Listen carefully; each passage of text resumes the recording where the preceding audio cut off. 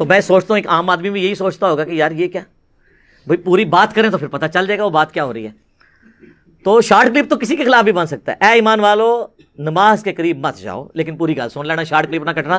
وَأَنْتُمْ سُكَارَىٰ، اس حال میں کہ تم نشے کی حالت میں ہو. اور ظاہر ہے کہ یہ آیت اس وقت کے لیے تھی جب اسلام نے ابھی شراب کے نشے کو مکمل طور پر حرام نہیں کیا تھا. شراب 3-4 سٹیجز میں حرام ہوئی ہے.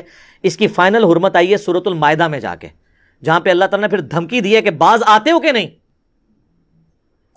یہاں تک یہ تھا کہ نشہ اگر کوئی کر رہا ہے، چونکہ عرب کے لوگ پکے اس کی عادی تھے، ٹائم لگا چھوڑنے میں، تو ایٹ لیسٹ نماز کی حالت میں نہ جایا کرو جب تک نشہ اترے نہ نماز نہ پڑھو. اس کی لاجک بتا دی کیوں، حتی تعلموا ما تقولون، یہاں تک کہ تمہیں یہ پتا چل جائے کہ تم کہہ رہے کیا ہو.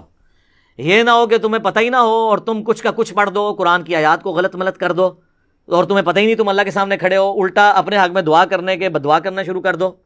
اب ہمارے کئی حفاظ ہیں، ان بیچاروں کو قرآن کا ترجمہ تو نہیں آتا، وہ جناب اللہ کے نافرمانوں کی آیات پڑھتے جاتے ہیں، اینڈ پہ جا کے انہیں جنت کی بشارت سنا دیتے ہیں، بیچ میں سے وہ بھول جاتے ہیں. اور کبھی جنتیوں کا ذکر ہوتا ہے، اینڈ پہ جا کے ان کو جہنم میں پھینک آتے ہیں، کیونکہ انہیں ترجمہ تو آتا نہیں ہوتا. اور ورنہ اگر ترجمہ آتا ہو تو آپ ایمانداری سے بتائیں، جب وہ بندہ آیت پڑھ رہا ہوگا تو اسے خود رک جائے گا کہ یار یہ تو ذکر ہو رہا تھا اہل ایمان کا، تو یہ جہنم بیچ میں کہاں سے آ گئی، تو پتہ چل جاتا ہے اس کو، لیکن ترجمہ نہیں آتا. تو اللہ تعالیٰ بارہ جب تک تمہیں یہ پتہ نہ ہو تم کیا کہہ رہے ہو اس وقت تک. اچھا، اس میں اجتہاداً ایک مسئلہ یہ بھی نکلا کہ نمازی کو یہ پتہ ہونا چاہیے نماز کے دوران کہ وہ کیا کہہ رہا ہے. نشے سے باہر نکلے ہوئے بندے کو بھی پتہ ہونا چاہیے. عام حالت میں سب ہم لوگ نشے کے بغیر ہی پڑھ رہے ہیں نا نماز، لیکن اللہ تعالیٰ اس کی لاجک دے رہا ہے حتی تعلموا ما تقولون، تمہیں پتہ ہو تم کہہ رہے کیا ہو. تو اس کا مطلب ہے ایٹ لیسٹ نماز کا ترجمہ ہمیں آنا چاہیے، تاکہ ہم جب غور و تفکر کریں. کہتے ہیں نماز میں خیال بہت آتے ہیں، خیال آنے چاہیے نا، کیونکہ جو آپ بول رہے ہیں آپ کو اس طرف توجہ ہی نہیں، آپ کو پتہ ہی نہیں آپ کیا کہہ رہے ہیں، تو پھر ظاہر ہے ذہن میں پھر کوئی اور چیز تو داخل ہوگی نا. نماز کے علاوہ بھی کر لیں آپ کوئی کام ایسا جس میں آپ کو پتہ نہ ہو کہ آپ کیا کہہ رہے ہیں، تو خیال تو بیچ میں کئی ایک آئیں گے. ٹھیک ہے، جس طرح لوگ اپنا کام کرتے ہوئے گانا گنگنا رہے ہوتے ہیں، اس وقت ان کے گانے کی طرف توجہ نہیں ہوتی نہ اس کے اشعار کی طرف، اور پیرلل میں اپنا کام کر رہے ہوتے ہیں، دماغ میں کچھ اور بھی سوچ رہے ہوتے ہیں، وہ گنگنا ویسے رہے ہوتے ہیں. بس اسی طریقے سے نماز بھی لوگ ویسے پڑھ رہے ہوتے ہیں جب ترجمہ ہی نہیں پتہ ہوگا. تو اس آیت میں واضح حکم آ گیا کہ آپ کو یہ پتہ ہونا چاہیے. آج کی ڈیٹ میں تو نشہ ہے ہی حرام ہے، شراب کے اوپر بھی میری ویڈیوز ریکارڈ ہیں آلریڈی. اچھا، اس آیت کے کانٹیکسٹ میں آپ کو پتہ ہے کچھ سال پہلے ڈاکٹر اسرار صاحب نے بھی اس آیت کے کانٹیکسٹ میں جامعہ ترمذی سے اور سنن ابی داؤد کے اندر سے ایک حدیث بیان کر دی تھی سیدنا علی کے حوالے سے، اور اس کے اوپر آپ کو پتہ ہے کافی زیادہ ہنگامہ کھڑا ہوا تھا، اور لوگوں نے یعنی یہ اس میں برابر کرانے کی کوشش کی کہ معاذ اللہ کو ڈاکٹر اسرار صاحب نے سیدنا علی کی توہین کے لیے بیان کیا.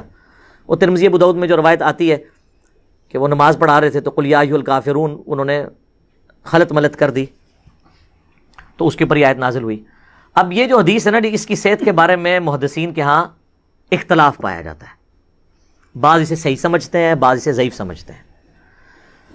جو صحیح سمجھتے ہیں وہ کہتے ہیں اس کی سند حسن درجے کی تو ہے، جو ضعیف سمجھتے ہیں وہ کہتے ہیں اس میں ایسے راوی ہیں جو ناصبی ہیں، حضرت علی سے بغض رکھنے والے ہیں، لہٰذا ان کی بات حضرت علی کے خلاف ایکسیپٹ نہیں کی جائے گی، انہوں نے گھڑی ہوگی. بہرحال دونوں صورتوں میں ڈاکٹر اسرار صاحب پہ یہ تہمت نہیں آپ لگا سکتے. اس کی وجہ یہ ہے کہ انہوں نے اس سے یہ رزلٹ نہیں نکالا نعوذ باللہ من ذالک کہ حضرت علی کی توہین کی ہو. باقاعدہ انہوں نے اس میں کلیریفائی کیا کہ اگر اس زمانے میں کسی نے پی ہے تو سورہ المائدہ میں اللہ نے اس کے پینے کو اپنے حق میں آن کیا ہے.